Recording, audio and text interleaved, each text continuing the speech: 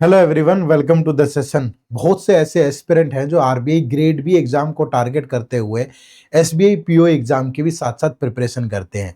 वो हो सकता है कि इस एग्जाम को एक प्लान बी के रूप में देखते हो। तो आज की इस वीडियो में हम डिस्कस करेंगे कि RBI grade B versus SBI PO, इन दोनों के दोनों एग्जाम्स में क्या सिमिलरिटीज हैं, दोनों का एलिजिबिलिटी क्राइटेरिया क्या होता है, दोनों का पैटर्न क्या है एग्जाम का, दोनों के सिलेबस में क्या क्या चीजें ओवरलैप करती है, क्या चीजें डिफरेंट है, दोनों में क्या सैलरी मिलती है, और इसके अलावा भी बहुत सारी चीजें हैं जिसके लिए आपको इस वीडियो को एंड तक देखना होगा, जो इन दोनों ही एग्जाम के बारे में आपको पता चलेंगी। तो वीडियो को एंड तक जरूर देखिएगा। लेकिन वीडियो को शुरू करने से पहले आप सभी को बताना चाहूंगा हमारे आरबीआई ग्रेड ए बी के फ्री कोर्स के बारे में। इस फ्री कोर्स के अंदर आपको बहुत सारा डेमो मटेरियल मिलता है, जो कि एलिजिबिलिटी, नंबर ऑफ वैकेंसीज या प्रीवियस ईयर पेपर, या फिर आपको कुछ कंपोनेंट जैसे क्वांट, रीजनिंग, ईएसआई, एफएम, इन सब का कुछ कंसेप्ट क्लासेस या कुछ कंसेप्ट नोट्स या समरी सीट, ऐसा कुछ डेमो मटेरियल हम लोग प्रोवाइड करते हैं इस फ्री कोर्स के अंदर, सो दैट आप ये कंटेंट देख करके एक आइडिया ले पाए कि ये कोर्स आपके लिए सही है कि नहीं है, आप एक इन्फॉर्म्ड डिसीजन ले पाए कि आपके लिए सही है कि नहीं है। तो इस फ्री कोर्स का लिंक इसी वीडियो के डिस्क्रिप्शन में है, जाकर के एक बार जरूर देखिएगा। शुरू करते हैं। तो सबसे पहले अगर मैं बात करूं यहाँ पे एलिजिबिलिटी की, तो आरबीआई ग्रेड बी और एसबीआई पीओ, अगर आरबीआई ग्रेड बी की बात करें तो यहाँ पे जो एजुकेशन क्वालिफिकेशन की बात कर रहे हैं पहले, तो यहाँ पे आपको ग्रेजुएशन में मिनिमम 60% मार्क्स आपके होने चाहिए अगर आप यूआर कैटेगरी से बिलोंग करते हैं, और 50% फॉर एससी और एसटी। ठीक है, लेकिन ये ग्रेजुएशन में है। अगर आपकी पोस्ट ग्रेजुएशन हो रखी है, तो अगर वहां पे 55% मार्क्स है, तो भी आप इसमें अप्लाई कर सकते हो। तो ग्रेजुएशन में 60% और पोस्ट ग्रेजुएशन में 55% मार्क्स है, तो आप अप्लाई कर सकते हो। लेकिन एसबीआई पीओ के अंदर ऐसी कोई भी बैरियर नहीं होता है। यहाँ पे आपकी सिर्फ ग्रेजुएशन होनी चाहिए, वो भी किसी भी स्ट्रीम में। ठीक है, तो यहाँ पे ग्रेजुएशन में 60% या पोस्ट ग्रेजुएशन में 55, लेकिन यहाँ पे आपके जो है आपकी ग्रेजुएशन होनी चाहिए, चाहे जितने परसेंट नंबर हो। इसके बाद अगर मैं एज लिमिट की बात करूं, तो यहाँ पे अगर अनरिजर्व कैटेगरी के लिए देखें तो मिनिमम जो एज है वो 21 और मैक्सिमम 30 हो सकती है, जबकि एसबीआई पीओ में जो एज लिमिट है दैट इज 20 to 30। ठीक है, इसके बाद जो रिलैक्सेशन होते हैं वो आपको मिलते हैं, चाहे आप एससी, एसटी, ओबीसी जिस भी कैटेगरी से बिलोंग करते हो, वो दोनों में मिलता है।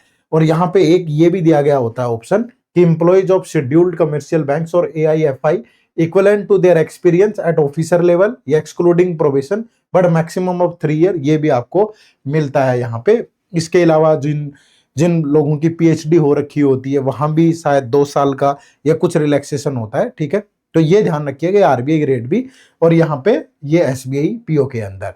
इसके बाद फाइनल ईयर स्टूडेंट अप्लाई कर सकते हैं कि नहीं, वो आपको एक प्रॉपर डेट मेंशन की होती है, उस डेट तक आपकी अगर ग्रेजुएशन कंप्लीट है तो आप अप्लाई कर सकते हो, अदरवाइज नहीं कर सकते। ठीक है जी, चलिए इसके बाद बात करें पैटर्न की। तो दोनों का एग्जाम पैटर्न क्या होता है, अगर मैं एसबीआई पीओ की बात करूं तो पहले प्रीलिम्स पेपर होता है, फिर मेंस होता है, फिर इंटरव्यू होता है, उसके बाद फाइनल सिलेक्शन होता है। और अगर हम आरबीआई ग्रेड बी की बात करें तो पहले फेज 1 होता है, फिर फेज 2 होता है, फिर इंटरव्यू होता है, फिर फाइनल सिलेक्शन। मतलब दोनों का पैटर्न सेम है। यहाँ पे आरबीआई के अंदर फेज 1 फेज 2 बोल देते हैं, और आपका एसबीआई के अंदर प्रीलिम्स और मेंस बोल देते हैं। दोनों में कोई ज्यादा अंतर नहीं है, लेकिन दोनों में और क्या सिमिलरिटी है पैटर्न में, कि दोनों के दोनों में यहाँ पे आरबीआई के अंदर फेज 1 और यहाँ प्रीलिम्स, ये सिर्फ क्वालिफाइंग नेचर के होते हैं। मतलब मिनिमम कट ऑफ तो होती है, सेक्शनल भी होती है और ओवरऑल भी होती है, बट इसके मार्क्स फाइनल मेरिट लिस्ट में ऐड नहीं होते। ठीक है, तो फेज 2 के यहाँ पे और इंटरव्यू के मार्क्स ऐड होते हैं, और एसबीआई में भी मेंस और इंटरव्यू के मार्क्स ही ऐड होते हैं। तो ये पूरा का पूरा पैटर्न रहता है, तब जाके आपकी फाइनल सिलेक्शन होती है। अब क्या है ये पूरा का पूरा माजरा, कि इसका फेज 1, आरबीआई ग्रेड बी का फेज 1 और एसबीआई पीओ का प्रीलिम्स, इनमें क्या सिमिलैरिटी है। देखो सिंपल सी चीज समझो, जो एसबीआई पीओ होता है इसके प्रीलिम्स एग्जाम के अंदर अभी जो नया पैटर्न चेंज हुआ है लेटेस्ट, इसमें क्वांट के 30 क्वेश्चन आते हैं, रीजनिंग के 30 क्वेश्चन आते हैं, और इंग्लिश के 40 क्वेश्चन आते हैं, और यहाँ पे जीए नहीं आती। ठीक है भाई, तो ये आपका रहता है phase 1 sorry prelims of SBI PO. अगर आरबीआई ग्रेड बी की बात करें तो क्वांट के 30 क्वेश्चन होते हैं, रीजनिंग के आपके 60 क्वेश्चन होते हैं, इंग्लिश के 30 क्वेश्चन होते हैं, और जीए के 80 क्वेश्चन होते हैं। तो यहाँ पे टोटल 200 क्वेश्चन होते हैं, और यहाँ पे टोटल 100 क्वेश्चन होते हैं। अब जो सब्जेक्ट कॉमन है दोनों के अंदर, क्वांट, रीजनिंग और इंग्लिश, एसबीआई पीओ के प्रीलिम्स में और आरबीआई ग्रेड बी के फेज 1 में। अब यहाँ पे जो क्वेश्चन होते हैं दोनों में ही, क्वांट के अंदर स्पीड मैथ के भी होते हैं जिसमें simplification, number series, quadratic equation, DI के क्वेश्चन भी होते हैं और अर्थमेटिक के टॉपिक्स के क्वेश्चन भी होते हैं। तो सिलेबस तो लगभग सेम है, ठीक है। उसके बाद रीजनिंग की बात करूं तो मिसलेनियस टॉपिक आपको देखने को मिलेंगे, inequality, syllogism, coding, decoding, direction, blood relation, ranking, दोनों में ही सीटिंग अरेंजमेंट और पजल होंगे और क्रिटिकल रीजनिंग होंगी। बट ध्यान रखिएगा, जो क्रिटिकल रीजनिंग के क्वेश्चन है वो आरबीआई में तो आते हैं लेकिन एसबीआई पीओ प्रीलिम्स में नहीं आते, ठीक है। उसके बाद इंग्लिश के क्वेश्चन ग्रामर, वकाब और कॉम्प्रिहेंशन पे बेस्ड होते हैं, दोनों के दोनों में। क्लियर है भाई? तो ये तो हो गया क्यूआरई। क्यूआरई में सिर्फ क्रिटिकल रीजनिंग आरबीआई में आता है, उसमें नहीं आता। उसके बाद जीए की बात करें तो जीए आपका सिर्फ आरबीआई ग्रेड बी में आता है, यहां पे नहीं आता। अगर ओवरऑल लेवल की बात करोगे तो आरबीआई ग्रेड बी का लेवल एसबीआई पीओ के मुकाबले में, प्रीलिम्स के मुकाबले में बहुत ज्यादा होता है। थोड़ा ज्यादा की बात नहीं कर रहा हूं मैं, बहुत ज्यादा होता है। तो एसबीआई पीओ प्रीलिम्स आसान है, आरबीआई ग्रेड बी फेज 1 जो है ये मुश्किल है भाई, ठीक है। और उसके बाद जीए की भी अगर मैं बात करूं 80 क्वेश्चन, तो यहां मैं प्रॉपर आपको पूरा सिलेबस समझा देता हूं, ठीक है। पूरा सिलेबस समझा देता हूं। जैसे क्वांटिटेटिव एप्टीट्यूड की बात करें तो चाहे वो आरबीआई है चाहे वो एसबीआई पीओ है, तो सिंप्लीफिकेशन अप्रोक्सीमेशन से एसबीआई में तो डायरेक्ट क्वेश्चन भी आ जाते हैं, आरबीआई में नहीं आते, बट उसके लिए ये बेसिक चीजें आनी जरूरी है। नंबर सीरीज और क्वाड्रेटिक इक्वेशन से दोनों एग्जाम में क्वेश्चन आते हैं, डीआई से दोनों एग्जाम में क्वेश्चन आते हैं, डाटा सफिशिएंसी दोनों में ही आ जाती है, ठीक है। और अर्थमेटिक के जो ये टॉपिक हैं ये भी दोनों एग्जाम में आ जाते हैं। मैं साइड हो जा रहा हूं तो आप स्क्रीनशॉट भी ले सकते हो, ठीक है।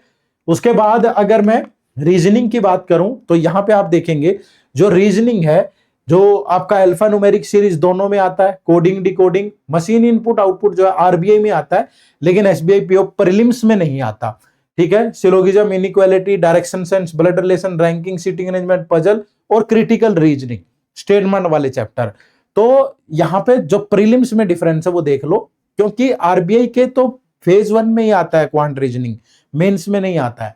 तो यहां पे आपको मशीन इनपुट आउटपुट और इसके अलावा क्रिटिकल रीजनिंग, दो टॉपिक एक्स्ट्रा देखने को मिलेंगे आरबीआई में, बाकी दोनों में कॉमन होते हैं, चाहे एसबीआई पीओ प्रीलिम्स हो चाहे मेंस हो, सॉरी एसबीआई पीओ प्रीलिम्स और आरबीआई ग्रेड बी फेज 1।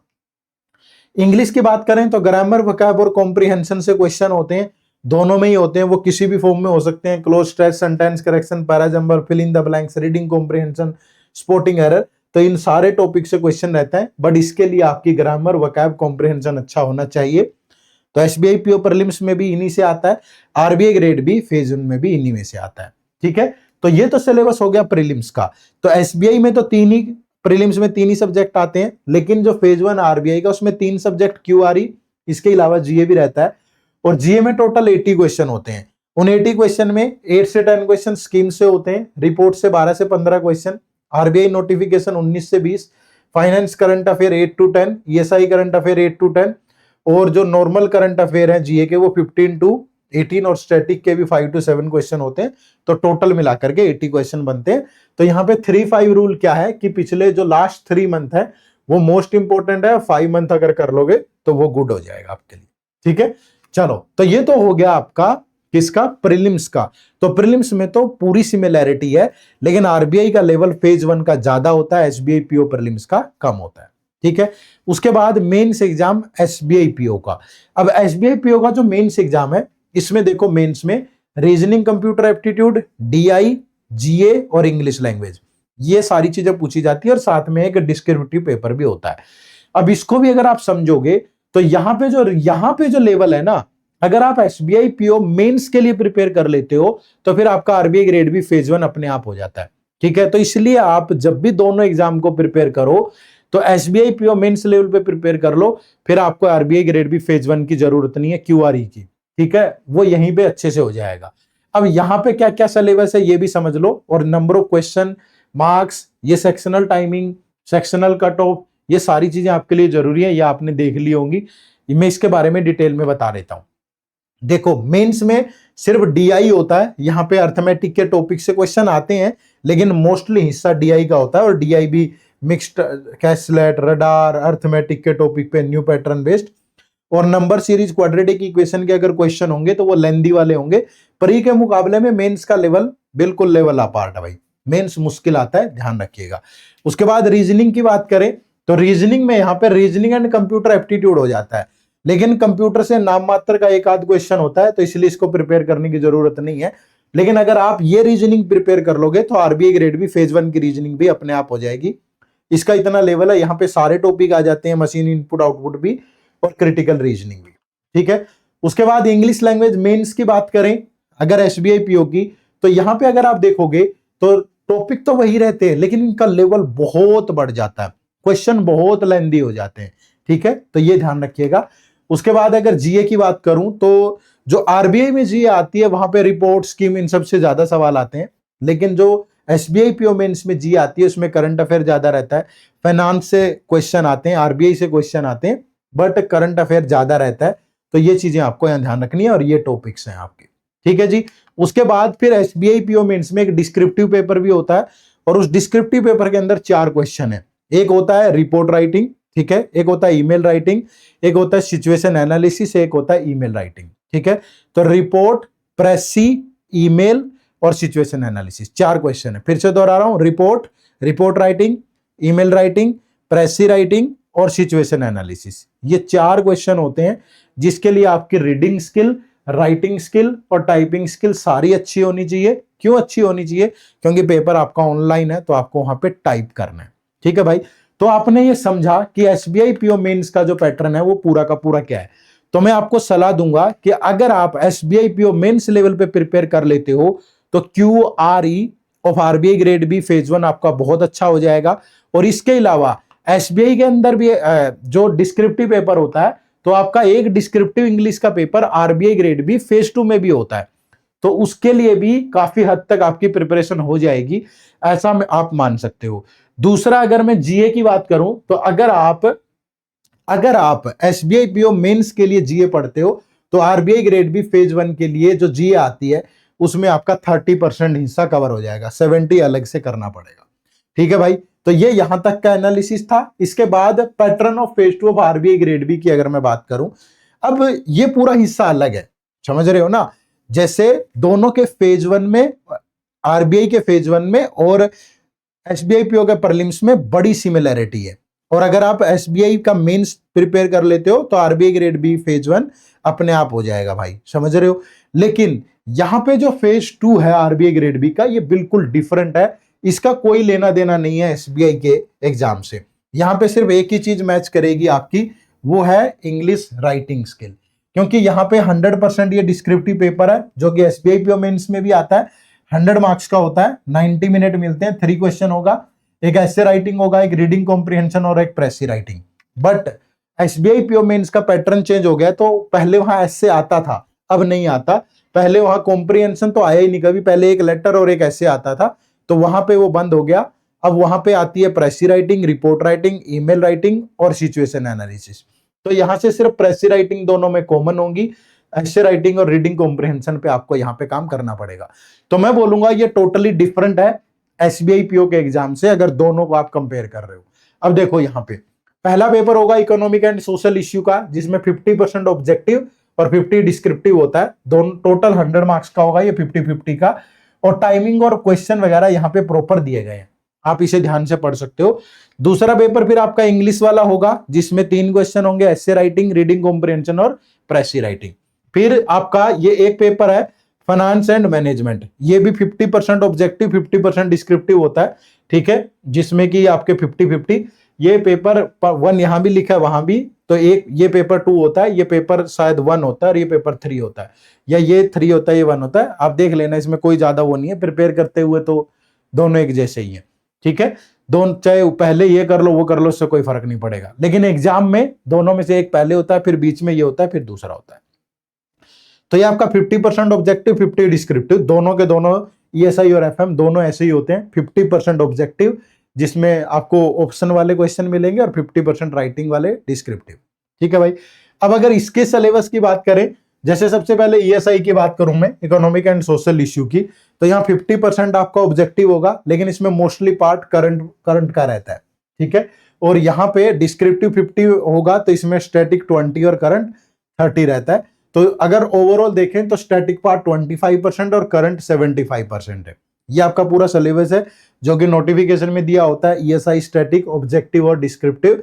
इसका स्क्रीनशॉट आप ले सकते हो। बहुत डिटेल में अगर आपको जानना है सिलेबस ऑफ फेज 2 तो आप हमारे इसी चैनल पे आपको बहुत सारी वीडियो मिल जाएंगे, आप चेक कर सकते हो जाकर के, ठीक है। उसके बाद फिर ईएसआई करंट का ये सिलेबस है आपका पूरा, गवर्नमेंट स्कीम, जो यहाँ पे एग्जांपल भी दिए गए हैं कौन कौन से आते हैं, ईएसआई रिलेटेड करंट अफेयर, ठीक है, रिपोर्ट्स, आप इसका भी स्क्रीनशॉट लेके पढ़ सकते हो। उसके बाद ईएसआई करंट डिस्क्रिप्टिव, तो ये आपका सिलेबस है पूरा, economic survey, union budget, world development report, world economic outlook, financial stability report, ये आप पूरा स्क्रीनशॉट लेके इसको भी ध्यान में रख सकते हो, ठीक है भाई।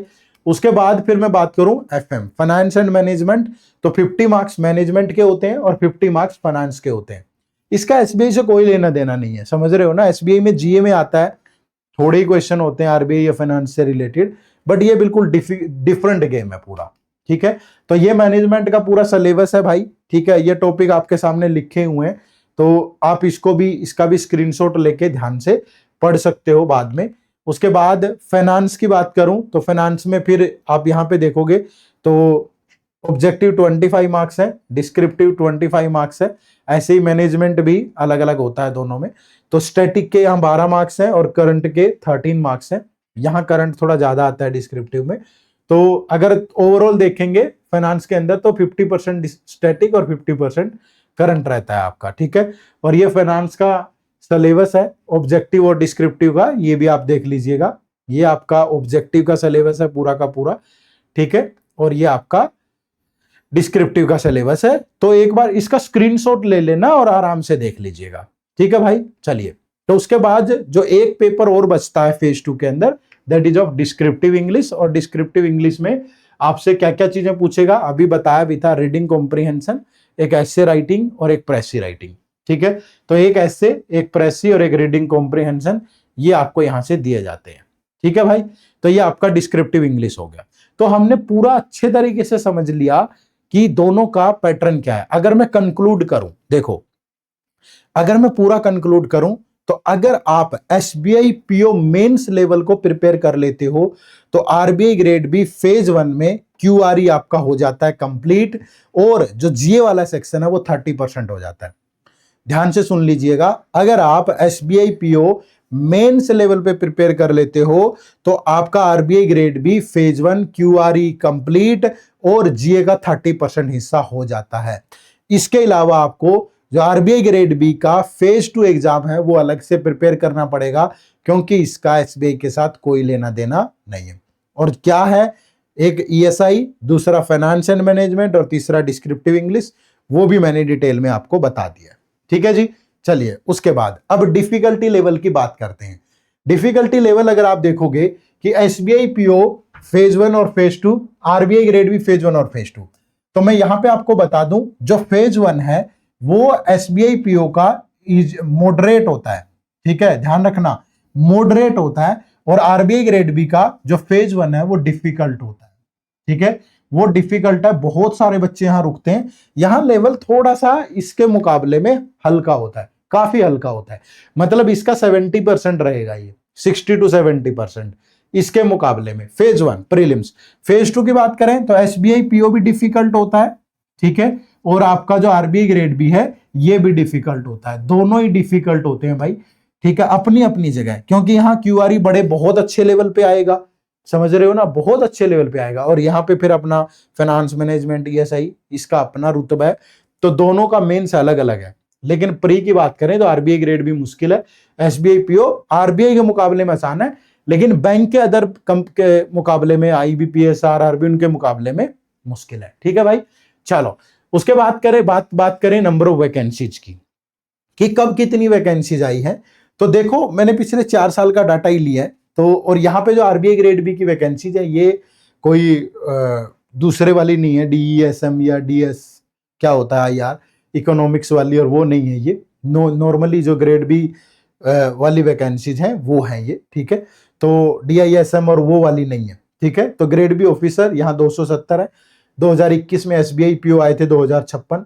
फिर यहाँ 238 वैकेंसीज हैं। 2022 में यहाँ 1673 है। ये 222 है, यहाँ 2000 है। लेकिन उसके बाद नजर लग गई, पता नहीं क्या हुआ, 2024 में दोनों की वैकेंसीज कम है। एसबीआई पीओ की 600 आई और आरबीआई ग्रेड बी की 66 आई, मतलब 1/3 अगर आप देखोगे 2000 से सीधा 600, ये 222 से सीधा 66। तो ये सिनेरियो है। बट अभी एसबीआई चेयरमैन की तरफ से हमने 2-3 स्टेटमेंट देखी हैं कि इस बार अच्छे नंबर पे वैकेंसीज आने वाली है एसबीआई पीओ में, और आरबीआई ग्रेड बी की भी वैकेंसीज कितनी आएंगी ये अभी भविष्य की गर्त में है, लेकिन आरबीआई ग्रेड ए की वैकेंसीज आने की भी बड़ी संभावनाएं है। ठीक है, तो ये आपका वैकेंसीज का कंपैरिजन हो गया। उसके बाद सैलरी की अगर मैं बात करूं तो एक एसबीआई पीओ मतलब जब वो ज्वाइन करता है तो उसका जो इन हैंड सैलरी है वो उसको लगभग 77,000 मिलती है, और उसका जो सीटीसी है वो अप्रोक्सीमेटली 12 लाख रहता है। ठीक है, लेकिन जब एक आरबीआई ग्रेड भी सेलेक्ट होता है कोई भी कैंडिडेट, तो उसको इन हैंड सैलरी ये न्यू रिवीजन के बाद है, ये मतलब लगभग अप्रोक्सीमेटली 1.5 लाख इन हैंड मिलता है, 1.5 लाख, और जो सीटीसी है वो 30 से 32 लाख रहता है। ठीक है, तो ये दोनों की सैलरी का कंपैरिजन है। क्लियर है भाई? तो यही इस वीडियो में डिस्कस करना था पूरा का पूरा कि एलिजिबिलिटी में क्या, दोनों के पैटर्न में क्या अंतर है। ठीक है, दोनों का जो लेवल है एग्जाम का वो कैसा रहता है, दोनों को सैलरी कितनी मिलती है। ठीक है, तो ये पूरा डिटेल में हमने डिस्कस किया। तो आप तैयारी भी कर सकते हो इन सारे एग्जाम्स की। तैयारी करने के लिए आपको क्या करना होगा, इसी वीडियो के डिस्क्रिप्शन में जाना है, आपको हमारे कोर्सेज का लिंक मिल जाएगा, या प्ले स्टोर से हमारी ऐप डाउनलोड कर लीजिए एडुटैप लर्निंग सॉल्यूशन, या फिर आप सिंपली गूगल पे टाइप करिएगा। यहां मैं अगर ओपन करता हूं, ठीक है, सिंपली गूगल पे अगर आप टाइप करेंगे edutap.co.in तो ये हमारी वेबसाइट ओपन होगी, edutap.in सॉरी, ये हमारी वेबसाइट ओपन होती है। यहाँ कोर्सेज पे आएंगे तो ये आरबीआई ग्रेड बी कोर्सेज है। ठीक हो, तो ये देखो ये हमारा RBI grade B A B का गोल्ड कोर्स है, जिसमें आपको फेज 1 फेज 2 और इंटरव्यू पूरी कंप्लीट प्रिपरेशन हो जाएगी। ये हमारा सिल्वर कोर्स है जिसमें सिर्फ फेज 2 और इंटरव्यू होगा, और ये हमारी सिर्फ टेस्ट सीरीज है। ठीक है, और इसके अलावा अगर आप यहाँ कॉम्बो पे टाइप करते हो तो ये हमारा आरबीआई ग्रेड ए बी और बैंकिंग एग्जाम का एक महाकोम्बो है। महाकोम्बो कैसे है, क्योंकि इसमें आरबीआई ग्रेड ए बी के साथ साथ बैंक का जो एसबीआई पीओ है, एसबीआई क्लर्क है, IBPS PO, IBPS clerk, RRB PO, RRB clerk, ये सारे एग्जाम बहुत अच्छे से प्रिपेयर हो जाएंगे। बैंक का भी प्री मेंस इंटरव्यू, आरबीआई का भी प्री फेज 1 फेज 2 और इंटरव्यू। तो ये कंप्लीट पैकेज है जो आपकी सफलता में 4 चांद लगा देगा अगर आप मेहनत करेंगे तो। ठीक है, यहाँ नो मोर पे जाके इसके बारे में डिटेल में पढ़ सकते हैं कि क्या क्या हम प्रोवाइड कर रहे हैं। Quant, reasoning, English complete, RBI के लिए अलग, बैंकिंग के लिए अलग। इसके अलावा फिर प्री प्लस मेंस के चैप्टर वाइज टेस्ट हैं हर टॉपिक के साथ, सभी के फुल लेंथ टेस्ट अलग हैं, आरबीआई के अलग हैं, सारे बैंकिंग एग्जाम के प्री मेंस के अलग हैं। ठीक है, करंट अफेयर दोनों के अलग अलग हैं, मिनी मॉक टेस्ट दोनों के अलग अलग हैं, पीओ के अलग हैं, क्लर्क के अलग हैं, आरबीआई ग्रेड बी के अलग है।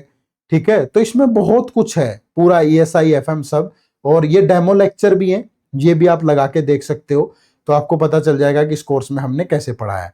ये इस बैच की पूरी फैकल्टीज हैं, और ये कुछ एफएक्यूज जो आपके मन में हो सकते हैं, इनको भी आप ध्यान से पढ़ें और एक अच्छा डिसीजन लेके अपनी बैंक एग्जाम की और आरबीआई ग्रेड ए की तैयारी एक ही जगह पे आप कर सकते हो बहुत अच्छे से। ठीक है, चलो, तो यही एक वीडियो थी जिसमें हमें ये सारी चीजें डिटेल में डिस्कस करनी थी। हो सकता है कि मेरी स्पीड थोड़ी ज्यादा रही हो, क्योंकि यहाँ कोई समझाना नहीं था बहुत ज्यादा, सिर्फ आपको एक ओवरव्यू देना था जिससे जो आप आराम से समझ भी पाए होंगे। ठीक है, तो एक लाइक एक शेयर जरूर करिएगा, चैनल पे नए हो तो चैनल को सब्सक्राइब भी कर लीजिएगा। फिर मुलाकात होगी। आप सबका बहुत बहुत शुक्रिया, थैंक यू वेरी मच। जय हिंद, जय भारत।